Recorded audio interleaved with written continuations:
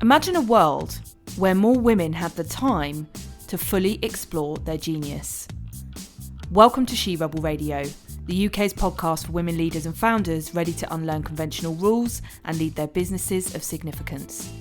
Hailed for counter-status quo ideas and a whole dose of feminine perspective, my name's Lulu Minns. I host retreats and create spaces for women leaders to explore their genius. And today, I'm going to create that same space right here for you on this podcast. Welcome to episode 119 of She Rebel Radio, the masculine default. This episode has been a long time coming, ladies. I recorded it, I deleted it, I decided I wasn't doing it, I rewrote it, and a client said to me at a picnic and coaching day who's worked with me on and off for a couple of years that she was defaulting to the masculine again. She's completed my feminine principles course and described it as disruptive as it is harmonious. And I said, yeah, I hear you. I've been defaulting to the masculine again recently too. So we're going to dive into this topic. It's extremely important. It underpins a lot of the work that I do and how I teach and support my clients. So the questions that we're going to be diving into today are you guilty of defaulting to the masculine? We're going to look at what that is and how we're not alone in doing that. So this is jumping a little bit on being the guilty feminist, right? And we're going to look at what that means and how that may be impacting you on your success path. And then importantly, we're going to look at how we as women can create a narrative or a foundation where we default more to the feminine. And why, again, that's important that we do that. So there's a lot of stuff to cover. I can't cover everything in depth because, as I said, there are layers and layers of this. And this is a hint for one of the trainings that I've got coming up for you in September. So stay tuned to the end of this episode and you'll find out more about that. So as part of researching for this episode, and it can be super difficult, I'm going to be straight up front and honest with you here, doing solo shows, you know, the idea has to be fully evolved and it has to be taking you somewhere that I know you're going to get some clarity and some thought leadership of your own when you take the time to tune in to these episodes. So I don't want to let you down. And I did some research about podcasts, which I'm going to share with you because I shared a little bit about this when I co-hosted an event with Nat West for She Rebel Radio in February of this year up in London, as Nat West have sponsored our series for International Women's Day twice now, and also our Feminine Power series. And I shared with the group of some 70 or 80 women, there were a few men in the room as well, that I'd had a vision back in 2019. Don't get too excited. It wasn't some kind of biblical spiritual vision, but it was a vision of creating a UK-based podcast for women in business. It was something that needed to be intelligent and inspiring and way beyond the boss babe era. Basically, I wanted to create something that I would listen to, that would inspire me, that I was listening to at the time, and I still do on occasion listen to podcasts from American and Canadian women in business, but there was nothing here in the UK that was intelligent enough, articulate enough, and inspiring enough. So I felt like that there was a gap that She Rebel Radio could really come in and make an impact and make a difference within. And I think if you're a regular listener, or maybe this is your first episode, I really hope that it's made some impact for you. And it's nice to see that our sponsors have recognized the impact that we're making in terms of our downloads and all of that stuff. So, you know, we can only build on the foundation that we've created on She Rebel Radio, hitting some 18,000 downloads, and that is moving and increasing. And we're becoming more known for our International Women's Day series, our summer series. I'm hoping to have a really cool autumn feminine something series, so I'm not going to give that away yet, but there are a lot more people podcasting now. There are a lot more guys podcasting, becoming an authority in this area. And I shared at the NatWest event about, you know, the amount of because we were diving into one of my trainings, the 3 keys to self-actualization. There's another hint of the other training that's coming up in September, so stay tuned to the end for that. But I was sharing about podcasting and the statistics, I'd done a little bit of vague research of, that it was mostly men in the top 100 podcasts here in the UK. So I thought I'd dive into that research a little bit more and look at the top 100 podcasts in the UK as recorded by Spotify. I think the kind of top of the pops, as it were, is called Chartable. It's the Spotify download list for the UK top 100 podcasts. Now, guess how many women were in the top 100 podcasts where they've actually used their name in the title of the podcast. So have a little guess and thought to yourself, how many women out of 100 that have actually used their name in the podcast? And this is relevant to the masculine default. So have a guess. I'm going to share with you the men's number first. So there were 21 out of 100 podcasts where men were using their full name. And when I say, their full name, their first name and their surname within the podcast title. So there were 21 men and there were 5 women in the top 100. Considering we are 51% of the population, that is quite an appalling statistic. And if we rewind that to the top 50, that in the top 50 podcasts, have a guess how many women were in the top 50 podcasts in terms of their names being used. So again, I'm going to give the statistic. Men, there were 11 in the top 50. And then in the top 50, there were 2 women. Sorry, I gave you the answer there. There were just 2 women. And their names were Lucy Letby and Katie Price. Katie Price, of course, is the tabloid's favourite. And she is also an extremely successful entrepreneur. She really understood the press's interest in her and our obsession actually with celebrity and utilised that into a number of threads of business. But really we're far more interested in Katie Price for her failed marriages, her relationship to other, her car crashes, her boob jobs gone wrong, and nearly losing all of her money. And of course with the trial of Lucy Letby, the podcast is the reporting on that trial and the horrendous allegations that have been made. And I am not going to make small of that in any way, shape or form. As an ex-criminal litigator, my interest is that we still seem far more interested in what makes women deviant and fail in society than we are with being obsessed with what makes them successful and entrepreneurial and, really make changes in the world. So I don't want to get into it any more than that, but the two, and I'm not putting these two in the same bracket whatsoever, but they're kind of women that we're obsessed with, not for the right reasons sometimes, but really for the wrong ones. And when we see the men in the top 50 and top 100 podcasts, we are interested in them for totally different reasons. So now I'm going to challenge you again. So in the top 25 podcasts here in the UK, guess how many women were in the top 25? I might have given you a hint there already. 0. There were 0 women in the top 25 using their names, and there were 6 men. And then in the top 10, there were, of course, 0 women, and there were 3 guys using their names, and they were the top 3 podcasts in the UK. That was Louis Theroux, Joe Rogan, and Stephen Bartlett.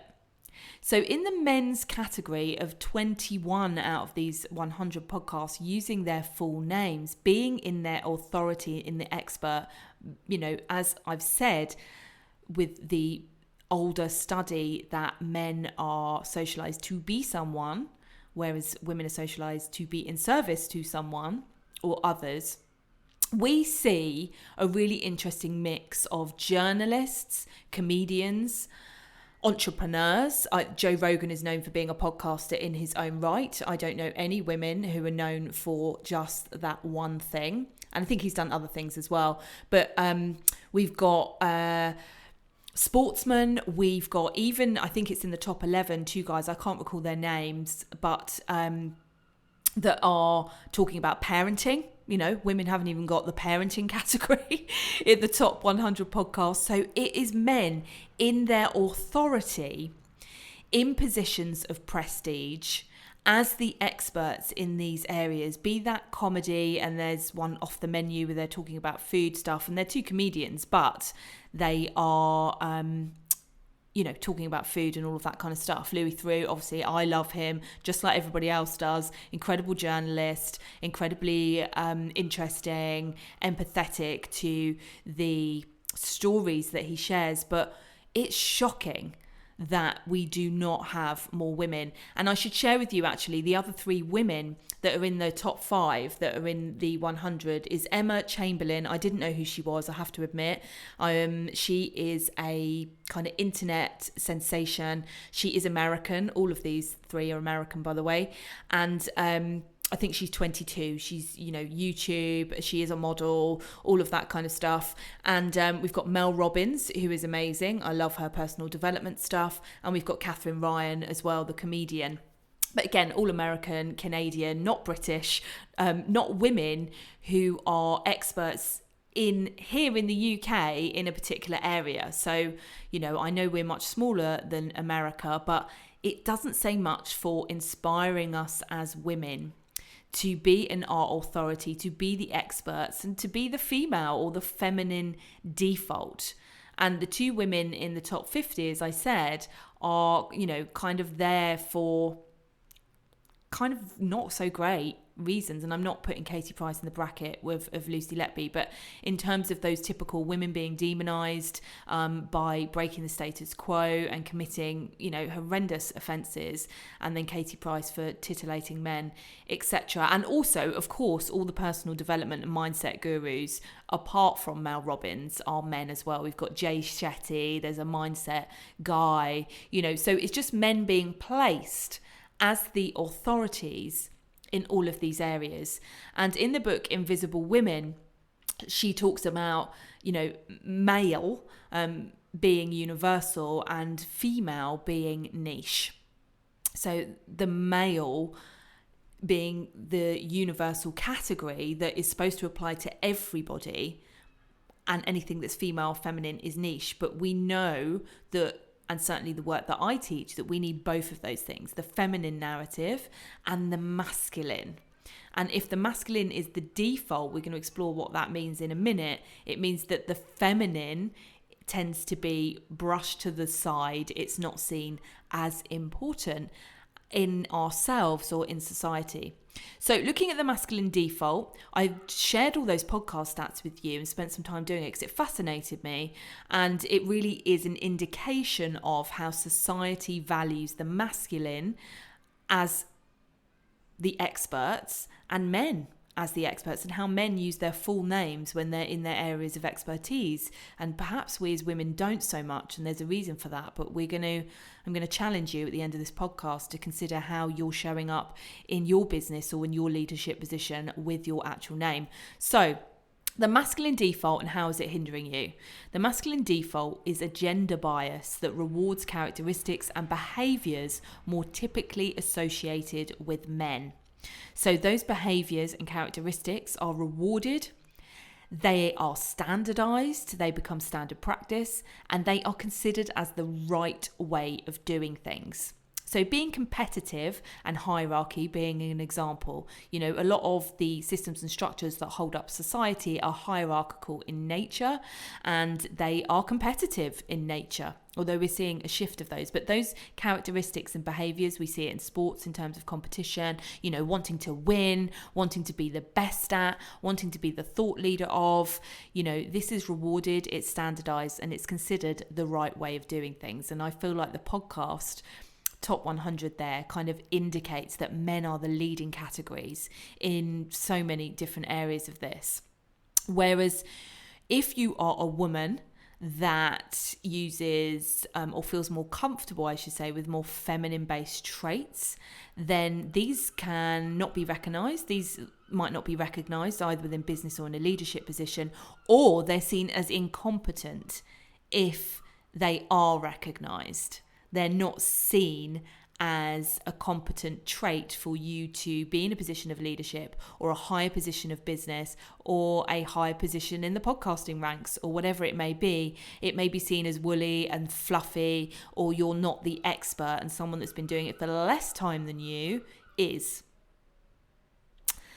And then if you're a woman that uses these more masculine traits, they can be deemed, or you can be deemed, our personality is more highly criticised, and we can be seen as aggressive, pushy, feisty. I've been called all of those words. So we're kind of damned if we do use the masculine default traits and characteristics and behaviours, and then we're doomed if we don't. We're seen as incompetent. And then also, if we do use more of the masculine traits, and that may not be our natural sitting point, we can feel really inauthentic. We could be squeezing ourselves to fit into like being competitive or whatever it may be. And that in turn can cause us to burn out at an earlier stage or want to leave and do something else. And as we know from statistics, women in positions of leadership in, Fortune 500 companies and things like that leave at a higher rate the more to the top that they get. It can feel easier when you're in a junior role, when you're subordinate to, when you're in a supporting role to those at the top. But when you're in the actual top or at the top, a lot of things change. And that's bearing in mind if you get there.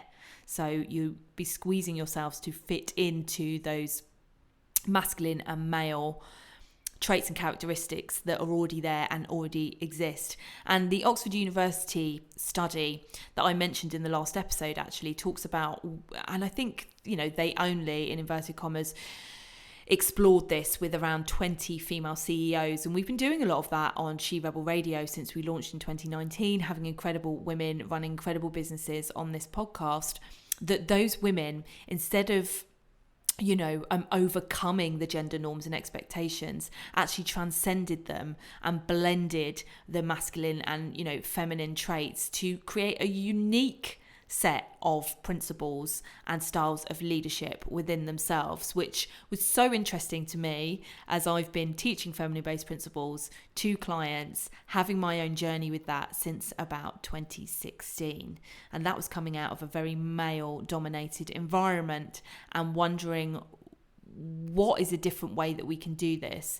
And actually, when we look at masculine-based principles and characteristics, being universal, being dominant, and being the only thing without their counterpart and their balance, the polarity of the feminine-based principles, what we see is a bit of a big mess in the world that is really out of balance. And we need more feminine-based principles and more of a feminine default position. Certainly for us as women who maybe resonate with more of the feminine traits, characteristics, and principles, which if you don't know what they are, I'm going to give you a couple of examples. And this is one of the trainings that I have coming up for you in September, and I do consider myself to be an expert within that area. So we're going to look at how is this showing up for you and what we as women leaders can start to do about it. So the first way is it may be that you are leading from more male or masculine based principles such as competition, strategy, process, being outcome orientated. And as I said, that can cause, not always, and we all have masculine and feminine energy, behaviors and characteristics that we can pull out and we can use, and we need both. But if you're leading more dominantly, that your default position is the masculine, and I do this, if things aren't quite unfolding in my more intuitive, collaborative, cyclically aware way, then I will go into, I've got to work with someone that knows more about strategy and all of those kind of things. Or, I need to put more strategy in and I need to be more outcome orientated. And then I can get massively stuck in my head with things. And my business has actually unfolded very organically when I followed what feels right. And I did that as a lawyer whilst I used strategy and process. When I really followed, what felt right for my client, I never got it wrong. Never got it wrong. And we've heard from many women CEOs here on this podcast about that intuitive self, and really having the guts to follow that. I wasn't going to say the balls to follow that. That's another one. If we are, exhibiting more masculine-based traits in inverted commas, and be called a woman with balls. I was definitely called that. So you can be defaulting to your own masculine and not actually making space for the feminine characteristics and traits, which are so amazing when we do, and they massively complement those masculine traits and characteristics. Number 2, you might literally be not just deferring to your inner masculine, but your external masculine. So that is husband, father, more traditional business models or mentors, and them telling you what they think you should be doing. And that we can do, it may be that you listen to your husband more than yourself, or your father has always been a voice of reason to you and you poo-poo what your mum says. And I've spoken to many women who found themselves in male-dominated industries, and we've talked about how men and our fathers have really been the catalyst in preparing us for those industries. They've taught us certain things that we've taken with us. I know with my father, for example, a lot of debating and mooting about politics and all of those kind of things we would do at home, which really prepared me for the criminal justice system and becoming a litigator, of being quite hard with that and, not being afraid of the confrontation and all of that kind of stuff. So this is not a criticism, but it's where we're defaulting to this all the time. Whereas actually, if you defaulted to your more feminine self, or maybe the women in your life, as I shared in the previous episode, women that have a, closer inner circle are those that are more successful, then how could this show up for you? I would love to know. So this bias as well of, where we're at with the masculine default, and the podcast Top 100 being a prime example of it. And I had a bit of a bicker, and I don't like to do that, but on LinkedIn, when I commented on someone's post about, because there's many people that don't like women networking events and things like that, we should be inclusive now and all of that. But the trouble is with that podcast list being a prime example, and you could say, oh, well, it's what people want to listen to. But that is because we're conditioned to think that men are more of the authority in things. That goes back to Greek and Roman mythology. Or it could be that those men have more access to capital and marketing and big systems and machines pushing their podcasts to the forefront. Women have access to only 2% of venture capital. So, it's harder for us to get our voices out there. I'm sure men in podcasting get sponsorship more easily and all of that kind of stuff. Maybe from the off with the connections that they have and the wider network. It may be something that they do before they've even launched the podcast. I saw John Cleese talking about, I can't remember if it was 40 Towers or Monty Python, that he was just given free reign to create exactly what he wanted back in the day without any real questions. And, he was having a real laugh about it. And I thought, and I'm not a fan of the term, but that's male privilege. That's male white privilege right there in terms of, do what you want. Women, we don't have the competence that's presumed. We have to prove it. And we have to overcome these hurdles. But actually, using our name in things and becoming that authority and the expert is super important. I have noticed with women in business using gimmick names and not their full name. And I don't think that helps us to create a more feminine authority, a more feminine or female default position. Because if you're an expert in a particular area, using your name gives you that personal credibility and respect and reputable, reputation of being that expert and person in your business. It builds that trust and credibility. So if you're using any gimmicky names or taglines, only do it with your name in it. And it was interesting looking at some of those podcast titles. It was, such and such podcast on purpose with Jay Shetty, same as the She Rebel Radio is with Lulu Mins. And, the more I use my name and become known for my name, I am the business, and the business is me, or I'm the authority within it. So if you have a business name or a kind of buzz, more gimmicky tagline, make sure, ladies, that you absolutely use your name. And that is how we, as women leaders, can really step into a more female and feminine authority. And I think I got distracted there. For the example I was going to use is the Brit Awards, removing gender from the category. What that resulted in, certainly this year, and it's only second year that they've done it, and yes, Adele won the year before, but was no women being nominated in Best Artist category, full stop. And that is, as highlighted in the book Invisible Women, and I always forget the author's name, but look it up, you'll find it. Talks about the data gender gap. That what's male is universal and what is female or feminine is niche. So it's a really nice idea that we remove the word women, but what tends to happen is we get left out of the categories, and that is not because men are better. That is for a whole host of reasons. So we have to support each other as women. And one of my invitations for you today is to use your full name and introduce yourself to other people using your full name. Be the credible expert that you are. And also when you're introducing friends or business colleagues or associates of yours, maybe those in your inner circle, make sure you use their full name, and don't say that they're your best mate. Say that they are the best person you know who does X. That's my invitation for you, to create a more female, feminine default position where we're using our names. And this ties in beautifully with the 2 trainings I have coming up for you in September. I'm going to share more about that in a moment, and it's been amazing to be back with you on She Rebel. Thank you for listening to She Rebel Radio.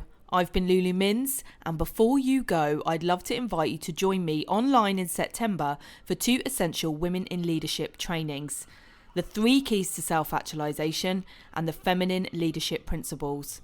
These 2 trainings will support you to unleash more of your genius into the world in only the way that you can. They are essentials for all women leaders and she rebels in today's world, and they will even deepen your perspective when tuning into this podcast. I'd love to see you there. Check out the show notes below.